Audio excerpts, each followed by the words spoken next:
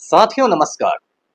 पटना बिहार से मैं Amitabh Kumar Das, IPS 94 batch, और आप देख रहे हैं मेरा अपना यूट्यूब चैनल दास बोले बिंदास।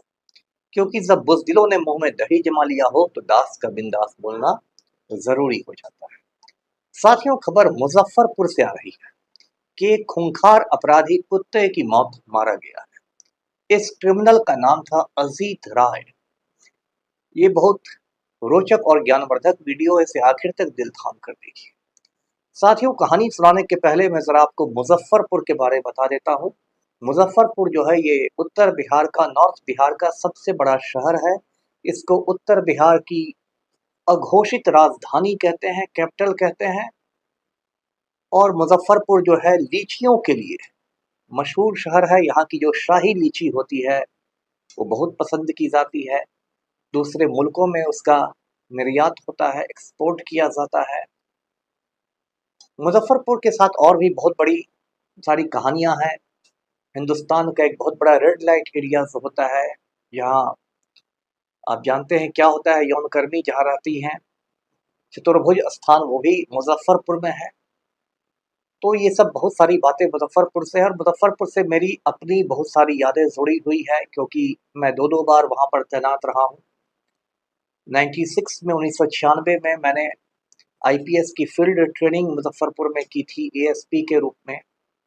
और फिर सन 2004 में मैं बीएमपी 6 का, बिहार मिलिट्री 6 बटालियन जो है उसका मुजफ्फरपुर में कमांडेंट था।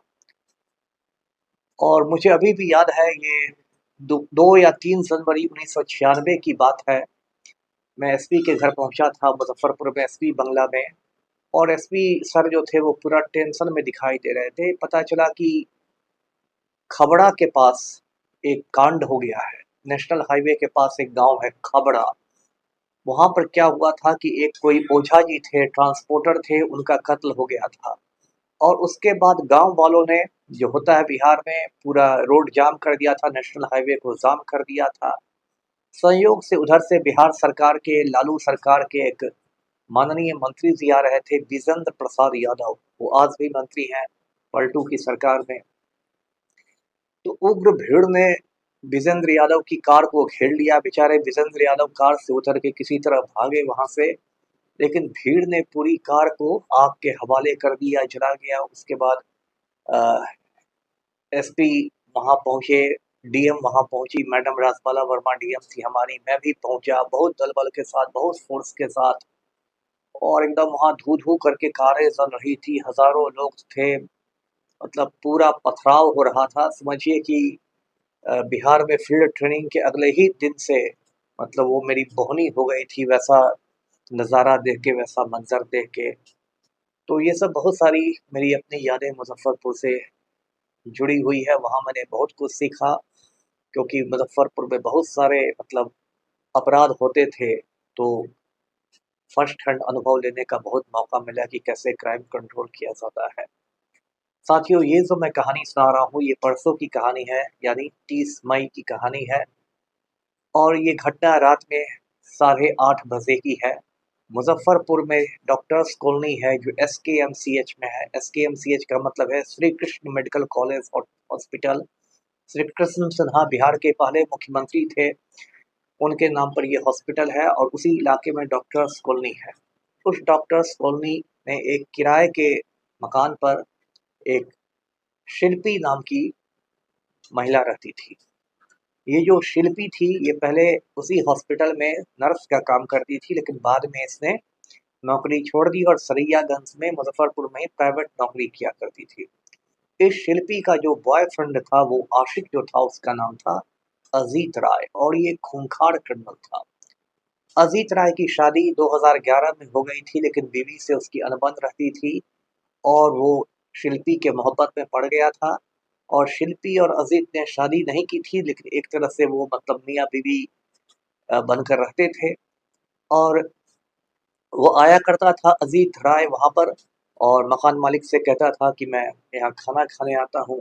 तो 30 मई की रात को भी वो पहुँचा, और ये जो शिल्पी थी ये बाजार चली गई खाना खरीदने के लिए।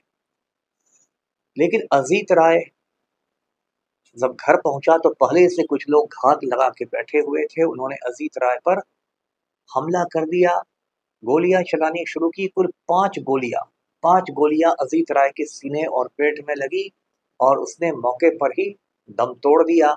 उसके जो हत्यारे थे, कातिल थे, वो वहां से भाग निकले। अब ये जो शिल्पी थी, शिल्पी जब लौटी खाना खरीद कर, तो उसने देखा कि अजीत राय पड़ा हुआ है, मरा हुआ है और खून की बिल्कुल नदी बह रही है। उसने हल्ला मचाया, फिर अड़ोसी पड़ोसी आए, फिर पुलिस को खबर दी गई। पुलिस पहुंची और उसकी लाश को, अजीत राय की लाश को पोस्टमार्टम के लिए भेजा गया। अब ये अजीत राय कौन था जिसकी मौत ने इतनी सनसनी पैदा की है? तो अजीत राय सीतामढ़ी जिले का रहने वाला था। सीतामढ़ी में एक थाना है, महिंदवाड़ा थाना। महिंदवाड़ा थाना क्षेत्र में एक गांव पड़ता है जिसका नाम है गौस नगर गुड़दह। गौस नगर गुड़दह गांव का ये रहने वाला था अजीत राय। अब अजीत राय जो था, इसको पढ़ाई लिखाई से कुछ मतलब नहीं था। जवान होते ही के साथ इसने जराइम की दुनिया में, अपराध की दुनिया में कदम रख दिया और इसने क्राइम करना शुरू कर दिया और ये चुन्नू ठाकुर गिरोह में शामिल हो गया। चुन्नू ठाकुर गिरोह मुजफ्फरपुर में काफी सक्रिय था और अजीत राय चुन्नू ठाकुर गैंग में आ गया। उसके बाद 2015 की बात है, आज से 10 बरस पहले की बात है। मुजफ्फरपुर में एक मिठनपुरा थाना क्षेत्र है। मिठनपुरा थाना क्षेत्र में एक 3 कोठिया मोहल्ला है। उस 3 कोठिया मोहल्ले में राम प्रवेश सिंह नाम के एक आदमी को 4 बदमाशों ने मिलकर गोलियों से भून दिया। ये 4 बदमाश थे अजीत राय, चुन्नू ठाकुर, मिथिलेश सिंह और अमित सिंह। इत्तेफाक की बात है कि राम प्रवेश सिंह भी अपनी प्रेमिका से ही मिलने आया था, जिस तरह अजीत राय आया था उसी तरह से। और इस हत्या में AK-47 का इस्तेमाल किया गया था। माना जाता है कि मुजफ्फरपुर में ये पहला खून था जिसमें AK-47 का इस्तेमाल किया गया था। AK-47 आप जानते हैं ऑटोमेटिक राइफल होती है, स्वचालित राइफल होती है, आतंकवादियों में, अपराधियों में बहुत पॉपुलर है। और आप कहेंगे कितने सारे अपराधियों के पास AK-47 कहाँ से आ जाता है, तो इसकी एक बड़ी वजह है। मैं आपको याद दिला दूं, 1995 में 95 के दिसंबर महीने में पश्चिम बंगाल में एक जगह है पुरुलिया। पुरुलिया में एक रहस्यमय विमान ने आकाश से सैकड़ों AK-47 गिराए थे। वहां पुलिस ने पहुंचकर बहुत सारे AK-47 जब्त कर लिए, लेकिन आसपास के गांव वालों ने बहुत सारे AK-47 इधर उधर खेतों में छिपा दिए थे और बाद में वो AK-47 राइफल जो थे वो काफी ऊंची कीमत पर बिहार, यूपी, झारखंड के अपराधियों को बेच दिए गए। तो ये एक अलग किस्सा है, लेकिन राम प्रवेश सिंह की हत्या में AK-47 का इस्तेमाल अजीत राय ने किया था। पुलिस ने अजीत राय को जेल भी भेजा था, उसको चार्जशीट भी किया गया था और अभी उस मामले का ट्रायल चल रहा है। ये जो अजीत राय है, इसने रूनी सैदपुर जो सीतामढ़ी में है, वहां के एक पूर्व मुखिया पति से भी एक बार 10 लाख रुपए की रंगदारी मांगी थी। और सन 2017 में खुद अजीत राय पर एक कातिलाना हमला हुआ था रूनी सैदपुर में, कुल्हड़िया जगह है वहां के ब्रह्म स्थान में। उस कातिलाना हमले में अजीत राय बाल बाल बच गया था और 2 हमलावरों को गांव वालों ने पकड़ भी लिया था।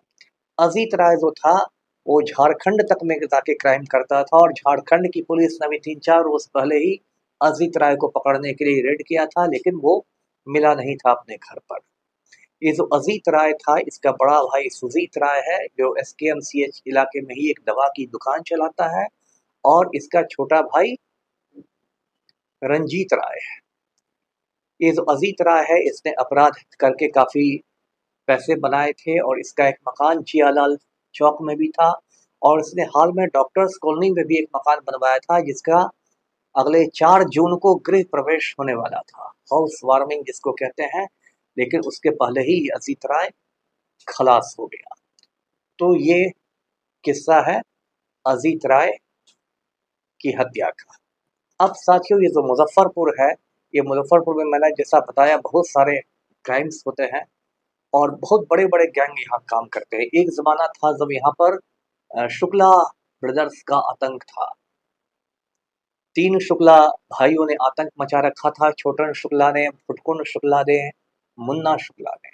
छोटन शुक्ला की हत्या हो गई दिसंबर 94 में उसी हत्या के बाद जो उसका जनाजा निकला, शव यात्रा जो निकला, उसी शव यात्रा में आनंद मोहन नाम का गुंडा उसको लीड कर रहा था और गोपालगंज के डीएम कृष्णैया साहब का उसी में दौरान खून कर दिया गया था, जिसमें आनंद मोहन की वो उम्र कैद की सजा मिली और 2 साल पहले पलटू राम ने उसको जेल से बाहर कर दिया। उसके बाद भुटकुंड शुक्ला दूसरा भाई था। भुटकुंड शुक्ला को ब्रज बिहारी प्रसाद ने मरवा दिया। तीसरा भाई मुन्ना शुक्ला अभी पटना के बेऊर जेल में ब्रज बिहारी प्रसाद हत्याकांड में उम्र कैद की सजा काट रहा है। ये भाई लोग मूलतः वैशाली के लालगंज के रहने वाले हैं, लेकिन मुजफ्फरपुर के नया टोला मोहल्ले में रहते थे। मुजफ्फरपुर से मैं आपको ये भी याद दिला दूं कि मुजफ्फरपुर में ही कुछ साल पहले 2018 में बिहार के इतिहास का सबसे बड़ा सेक्स कांड जो था वो उजागर हुआ था, मुजफ्फरपुर बालिका गृह कांड, जिसमें 34 बच्चियों के साथ रेप किया गया था। पलटू राम ने उस कांड की लीपापोती की बहुत कोशिश की। उस समय के समाज कल्याण मंत्री मंजू वर्मा को बचाने की भी कोशिश की, लेकिन अंत में मंजू वर्मा को भी जेल जाना पड़ा। और जो कांड का सूत्रधार था, जो किंग पिन था, ब्रजेश ठाकुर, वो आजकल दिल्ली के तिहाड़ जेल में उम्र कैद की सजा काट रहा है। सुप्रीम कोर्ट ने उस केस में दखलंदाजी की और उस केस का ट्रायल बिहार से बाहर दिल्ली के साकेत कोर्ट में करा दिया, इसलिए पलटू राम की दाल नहीं गल सकी। साथियों, मुजफ्फरपुर के ही संदर्भ में मैं कहूंगा कि मुजफ्फरपुर में ही साहिबगंज विधानसभा सीट है, जहां का विधायक भाजपा का राजू सिंह है। ये एक खूनी है, कातिल है, हत्यारा है और 1 जनवरी 2019 को राजू सिंह ने दिल्ली में अपने फार्म हाउस में श्रीमती अर्चना गुप्ता नाम की महिला को गोलियों से उड़ा दिया था। उस केस में दिल्ली पुलिस ने उसकी गिरफ्तारी की, उसको चार्जशीट किया और अभी दिल्ली के कोर्ट में सुनवाई चल रही है, हियरिंग चल रही है। और उस खूनी राजू सिंह को बिहार के नालायक मुख्यमंत्री पलटू राम ने बिहार सरकार में माननीय पर्यटन मंत्री बना दिया है, टूरिज्म मिनिस्टर बना दिया है। तो ये हालत है साथियों। जो बिहार की स्थिति है बहुत खराब है। अभी अभी मुझे खबर मिली है कि मुजफ्फरपुर के ही कुढ़नी में एक 9 साल की बच्ची के साथ रेप हुआ था। उसको लाया गया था पीएमसीएच, आज उस बच्ची ने दम तोड़ दिया है। तो बिहार में आज जंगल राज से भी बदतर हालात हैं। ये बिहार का नालायक मुख्यमंत्री है नीतीश कुमार, जो माफिया डॉन अनंत सिंह का आज्ञाकारी चपरासी बन गया है। और जब प्रदेश का मुख्यमंत्री ही किसी माफिया के गिरोह में शामिल हो जाए तो आप बताइए प्रदेश के क्या हालात होंगे। बिहार के जो आईएएस हैं और आईपीएस हैं, वो मर्दाना कमजोरी के शिकार हो गए हैं और माफिया पर हाथ डालने की उनकी औकात नहीं है। ये आईएएस और आईपीएस सिर्फ गरीब और कमजोर आदमी पर जोर जोर से भौंकना चाहते हैं। तो इसलिए बिहार में ये हालत हो गई है। गैंगवार में लोग मारे जा रहे हैं। पिछले साल पटना में भी 2 बड़े अपराधी गैंगवार में मारे गए, कुर्जी में नीलेश मुखिया और दानापुर में दही गुप्त। तो वीडियो को लाइक करें, शेयर करें, चैनल को सब्सक्राइब कीजिए। धन्यवाद। जय हिंद।